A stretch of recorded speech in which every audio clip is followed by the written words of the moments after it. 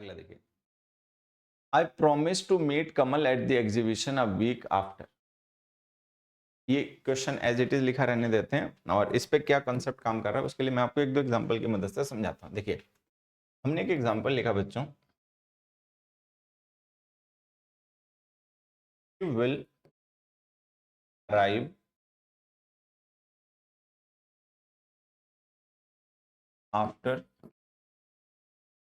और before the party.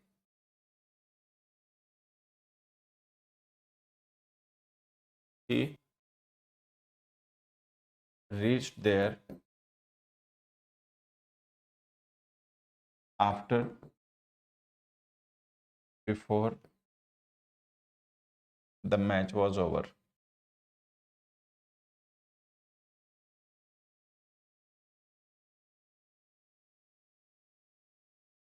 I will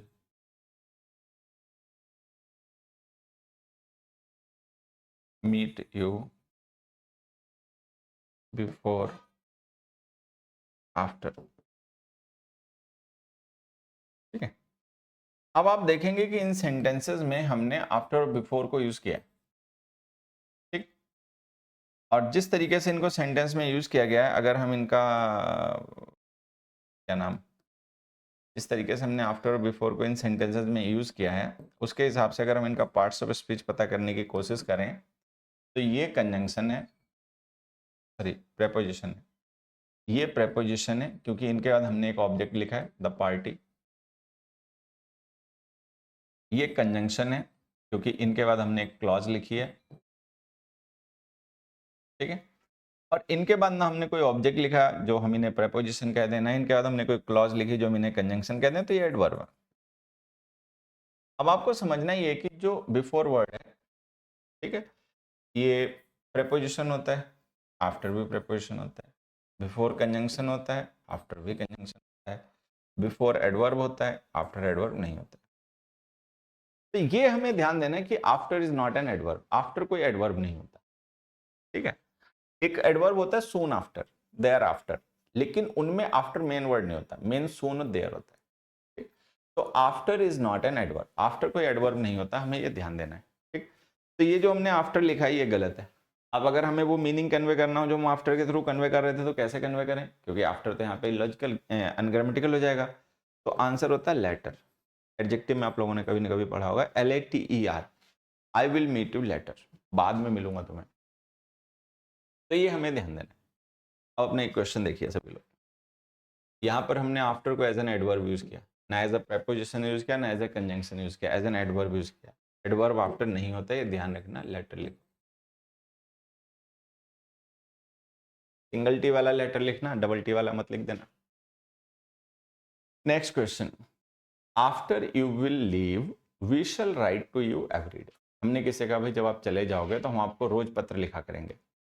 ठीक है, ये सेंटेंस जो है बच्चों, इसमें आफ्टर यू विल लीव जो हमने लिखा है और we shall write to you every day लिखा हुआ है, इसमें ये हमारी सबऑर्डिनेटिंग क्लॉज है। सबऑर्डिनेटिंग क्लॉज इसलिए कह रहे हैं क्योंकि इसमें आफ्टर सबऑर्डिनेटिंग कंजंक्शन है और ये हमारी मेन क्लॉज है। ठीक, जब हम कभी मेन क्लॉज के साथ में सबऑर्डिनेटिंग क्लॉज लिखते हैं तो ये कॉम्प्लेक्स सेंटेंसेस होते हैं, तो ये कॉम्प्लेक्स सेंटेंस है। कॉम्प्लेक्स सेंटेंसेस को लेकर एक टेंस का यूज होता है, क्या कि अगर हम कभी कोई कॉम्प्लेक्स सेंटेंस लिखें, जैसे ये हमने लिखा हुआ है, और उसमें मेन क्लॉज का एक्शन और सबऑर्डिनेटिंग क्लॉज का एक्शन दोनों फ्यूचर इवेंट्स हों, तो मेन क्लॉज को फ्यूचर में लिखना है, सबऑर्डिनेटिंग क्लॉज को प्रेजेंट में लिखना है।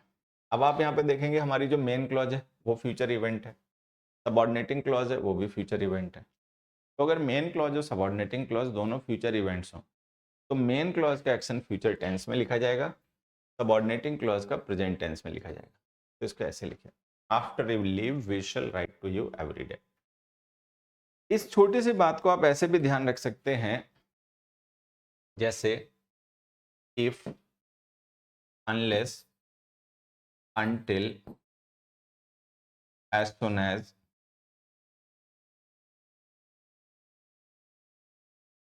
when, before, after, etc. ये कुछ हमारे सबऑर्डिनेटिंग कंजंक्शंस हैं। जब कभी हमें दो फ्यूचर एक्शंस को रेफर करना होता है कॉम्प्लेक्स सेंटेंस में, तो आप पाएंगे कि घुमा फिरा के मिनी कंजंक्शंस का यूज करते हैं। तो इनको लेकर आप ये बात ध्यान रखिए कि अगर इन कंजंक्शंस के साथ लिखे गए क्लॉज में फ्यूचर टेंस लिखा है, तो बहुत चांसेस हैं कि मेन क्लॉज वाला एक्शन भी फ्यूचर का होगा और वो भी फ्यूचर टेंस में लिखा होगा। तो मेन क्लॉज वाला सही हो जाएगा और इनके साथ लिखा गया गलत हो जाएगा, क्योंकि ये सबऑर्डिनेटिंग कंजंक्शन है। इनके साथ जो आप क्लॉज लिखोगे वो सबऑर्डिनेटिंग होगी। दो एग्जांपल से समझ लेते हैं। हमने लिखा he will call you as soon as he will reach there। दूसरा, if you will go there, you will get disappointed।